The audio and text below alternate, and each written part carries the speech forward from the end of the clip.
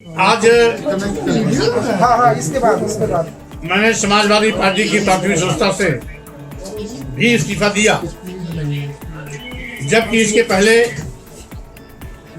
12 फरवरी 2024 को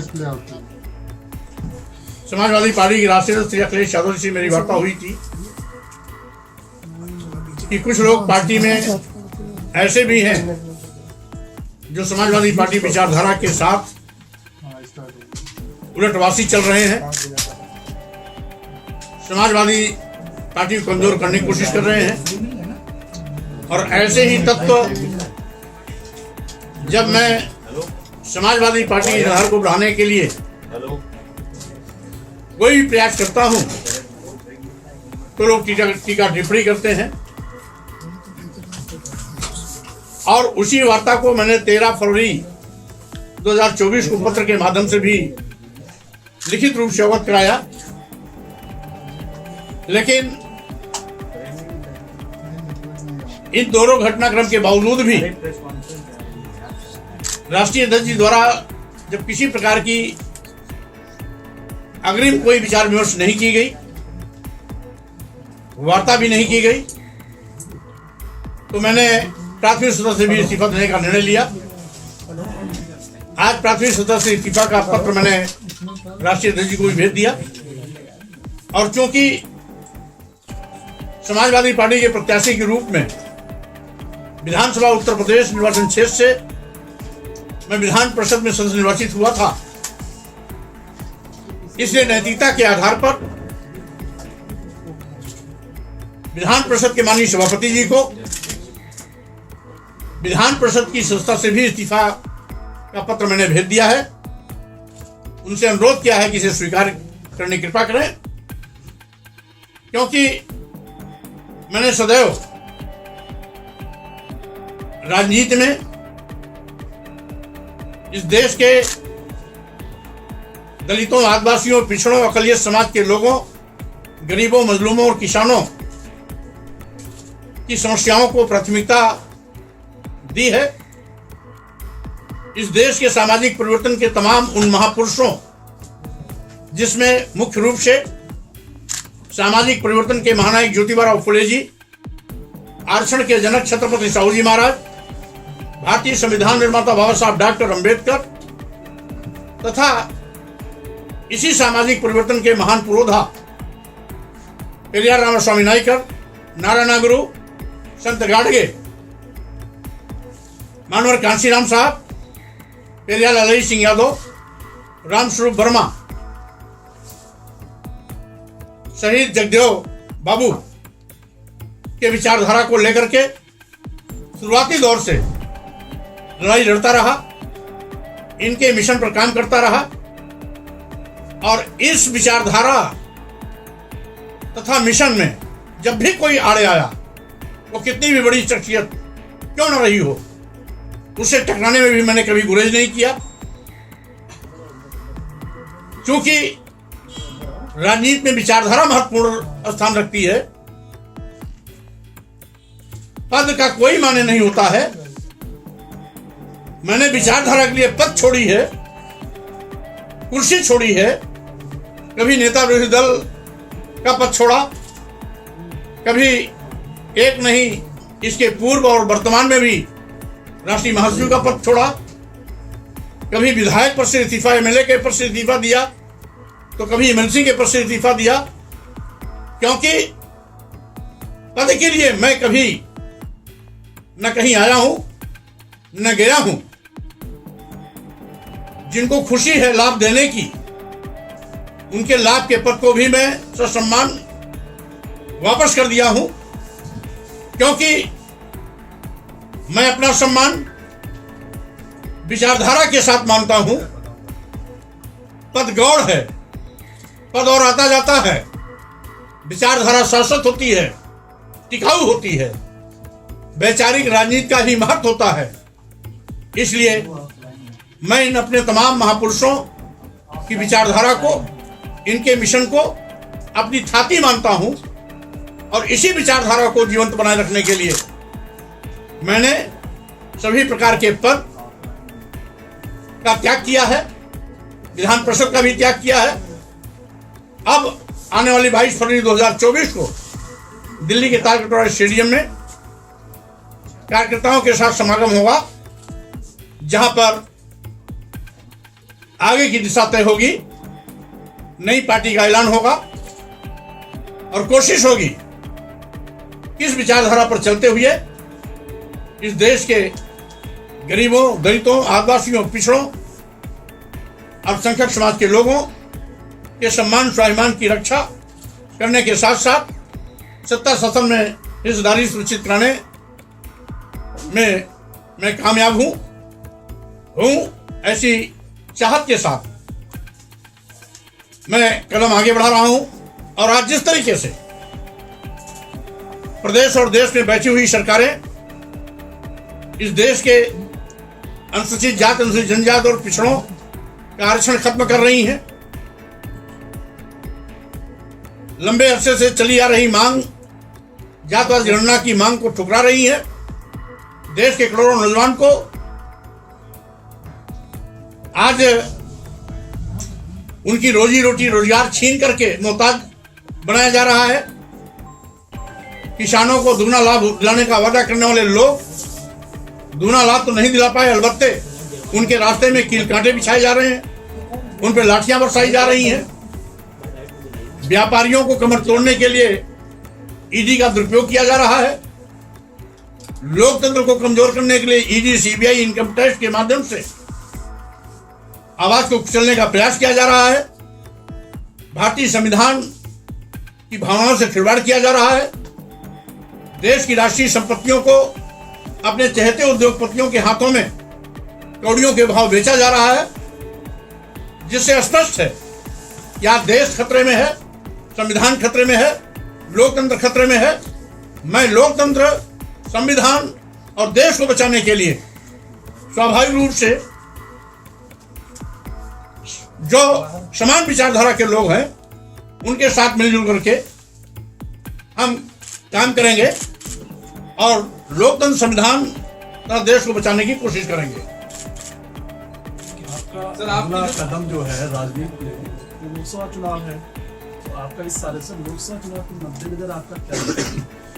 देखिए, फिलहाल अभी इंडिया अलायंस में मैं रहा हूं, क्योंकि अब समाजवादी पार्टी से रास्ता जुदा हो रहा है, तो मेरी कोशिश होगी कि मैं इंडिया अलायंस में रहकर या बाहर से जिस भी रूप में हो सकेगा मैं उसको सशक्त बनाने की कोशिश करता रहूंगा। राहुल गांधी की यात्रा में शामिल होंगे, आगे क्या रणनीति रहेगी? अब चूंकि अभी 2-3 दिन मेरा बहुत ही व्यस्त समय है, इसके बाद खाली होने के बाद अवसर मिलेगा तो मैं न्याय यात्रा में भी शामिल होने की कोशिश करूंगा। आपके इस बीच कोई मतलब राम गोविंद चौधरी और कई नेताओं ने आपसे संपर्क करके मनाने की कोशिश की, क्या वार्ता कुछ सफल नहीं हो पाई या अखिलेश यादव बिल्कुल ही आपसे बात नहीं कर? देखिए, इसी को ऐसे जोड़ लीजिए कि राम गोविंद अखिलेश जी ने राम गोविंद चौधरी को आपके पास भेजा था अपना दूत बनाकर। नहीं, माननीय राम गोविंद जी स्वयं बहुत बड़े नेता हैं। नेताजी मुलायम सिंह यादव जी के हम उम्र भी रहे हैं, उनके साथियों में भी रहे हैं, अनेकों बार विधान सभा में भी रहे, मंत्री भी रहे, लंबा संसदीय ज्ञान भी उन्हें है। वो किसी के भेजने से नहीं आए थे। समाजवादी पार्टी को बचाने की चिंता को लेकर स्वयं मुझसे उन्होंने बात किया। मैं उनका सम्मान करता हूं, आगे भी उनका सम्मान करता रहूंगा और इसके पहले भी मैं जब एक पार्टी में नहीं था तो भी उनका मैं सम्मान करता रहा हूं और आगे भी करता रहूंगा। अखिलेश यादव ने कहा आपको एमएलसी बना दिया गया, उसके बावजूद भी आप पार्टी की उनकी नीतियों के साथ नहीं चल रहे हैं। अब उनका सेकुलरिज्म सबके सामने आ गया। जिस पीडीए का उन्होंने नारा दिया उसकी हवा खुद निकाल दी। जो खुद अंधेरे में है वो दूसरों को उजाले में कैसे ले जा सकता है? जो खुद किंग कर्तव्य विमूढ़ है, ना इधर है ना उधर है, वो दूसरों को रास्ता कैसे दिखा सकता है? समाजवादी पार्टी के लोग आज समाजवाद के रास्ते से भटक गए हैं। मैंने नेताजी श्री मुलायम सिंह यादव को भी देखा है। शुरुआती दौर में मैंने राजनीति भी उन्हीं के नेतृत्व में शुरू की थी, लेकिन कभी भी उन्होंने संविधान की भावना के विपरीत काम नहीं किया। कार्यालय में तो दूर, वो कभी घर में पूजा घंटों करते थे, लेकिन कभी भी किसी मंदिर में नहीं गए।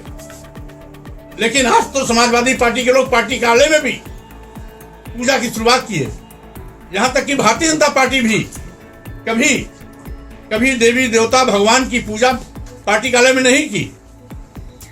ये ऐसे धर्मनिरपेक्ष हैं जिन्होंने समाजवादी पार्टी कार्यालय में भगवान शालीराम की पूजा करवा दी। तो कैसा इनका धर्मनिरपेक्ष है, उसको पूरा देश देख रहा है, पूरी दुनिया देख रहा है, पूरा समाज देख रहा है। हम तो समझते हैं कि भारतीय जनता पार्टी भी इनके पूजा पाठ के आगे शर्मा गई होगी कि हमसे कहां चूक हो गई, बाजी मार ले गए श्री अखिलेश यादव जी। तो स्वाभाविक रूप से उनका ये धर्मनिरपेक्ष चेहरा जनता देख रही है। अब हमें कुछ नहीं दिखाना, जिसको जनता देख रही है उसको आईने दिखाने की जरूरत नहीं। आपको लेकर पल्लवी पटेल भी नाराज है। लगातार पल्लवी पटेल कह रही है कि राज्यसभा में हम वोटिंग नहीं करेंगे। क्या आपसे उनसे बातचीत चल रही कुछ? देखिए, पल्लवी पटेल जी बहुत ही सशक्त और बुलंद आवाज उठाती रही है। माननीय सोनेलाल पटेल जी की पुत्री है। सोनेलाल पटेल जी की विचारधारा बाबा साहब डॉक्टर अम्बेडकर मानव कल्याण की विचारधारा रही है। इसलिए कोई भी सम्मान और स्वाभिमान की लड़ाई लड़ने वाला नेता, योद्धा, संगठन अखिलेश यादव जी के साथ नहीं चल सकता। आपने प्रोफेसर जी के बारे में कहा कि उनके फैसले पार्टी के विरोध में थे। ऐसे क्या फैसले रहे स्वामी जी जिससे आपकी नाराजगी है प्रोफेसर जी से? अब उनकी बोल भाषा आप लोग देखते होंगे। अभी पल्लवी पटेल जी ने जैसे कहा कि चूंकि पीडीए के अनुरूप राज्यसभा के सांसद प्रत्याशी नहीं, इसलिए मैं वोट नहीं दूंगी। बात राष्ट्रीय दल पर छोड़ देना चाहिए। वो कहते हैं संस्था नहीं वोट देंगे, संस्था चली जाएगी। क्या एक राजनीतिक व्यक्ति की भाषा ये है? भाई शिवपाल यादव से सीख लेना चाहिए। उन्होंने कहा कि ये पार्टी का अंदरूनी मामला है, हम लोग आपस में बातचीत कर लेंगे। या अखिलेश यादव भी छोड़ देना चाहिए, राष्ट्रीय अध्यक्ष हुआ है। तो जब समाजवादी पार्टी की खटिया खड़ी बिस्तरा गोल करने के लिए घर में ही मुखिया विराजमान है, तो और क्या आवश्यकता क्या है? इसलिए जब तक प्रोफेसर राम गोपाल जी स्वनाम धन्य स्वयंभू पार्टी के बड़े नेता रहेंगे, तब तक समाजवादी पार्टी पर इसी प्रकार से अंधेरा छाया रहेगा। ये कह रहे हैं मोदी जी की अखिलेश यादव और राहुल गांधी गठबंधन नहीं होगा, ऐसी खबरें आ रही हैं। तो आप तो बहुत अंदर रहे पार्टी के फैसलों में, क्या वजह है? भाई देखिए, समाजवादी पार्टी इंडिया अलायंस से गठबंधन कर रही है या नहीं कर रही है, इसकी जानकारी मुझे नहीं है, इसलिए इस पर मैं किसी प्रकार की टिप्पणी नहीं करूंगा। हाँ, इतना जरूर है कि मैं समझता हूं कि इंडिया अलायंस आज देश की आवश्यकता है। स्वामी जी, कई मुस्लिम नेता भी नाराज नजर आ रहे हैं। आप तो पार्टी के अंदर रहे, क्या आपके बाद कई लोगों ने आपसे संपर्क किया? क्योंकि विपक्ष के कई नेता हैं, वो कह रहे हैं कि सपा के विधायक हमसे कह रहे हैं राज्यसभा के लिए, तो क्या आपसे भी कुछ राय मशवरा हुआ? क्योंकि आपने तो इस्तीफा दे दिया कि आगे लाइन बढ़ने वाली है मुस्लिम विधायकों की या नेताओं? देखिए, क्योंकि जब 22 फरवरी को नई पार्टी का ऐलान होगा, तो समान विचारधारा वाले जो भी पार्टी में आएंगे उन सब का मैं स्वागत करूंगा। सर, कहा जा रहा है कि आपको और पल्लवी पटेल को, राम गोविंद चौधरी को कांग्रेस की तरफ से भी ऑफर है, तो क्या आगे आने वाले समय में कांग्रेस में भी शामिल हो सकते हैं? ये ऑफर आपको मिला होगा, लेकिन इस प्रकार की जानकारी हमें अभी तक तो नहीं। आपका पार्टी चुनाव लड़ेगी, नई पार्टी गठन करेगी, आप तो उतारेंगे इस तरफ? स्वाभाविक रूप से पार्टी के रूप में इंडिया अलायंस में आवश्यकता पड़ेगी गठबंधन करने की, पीछे पीछे ट्राइपॉड को टच हो रहा है। वो भी किया जाएगा। अन्यथा अगर बाहर से भी सपोर्ट करने की आवश्यकता पड़ेगी तो वो भी किया जाएगा। लेकिन अभी अंतिम रूप से कुछ भी तय नहीं है, जो फैसला होगा 22 फरवरी के बाद होगा। स्वामी जी, इंडिया गठबंधन कहीं ना कहीं आप लोगों का बिखर गया है, तो एनडीए से कैसे लड़ेगा आपका ये गठबंधन अब?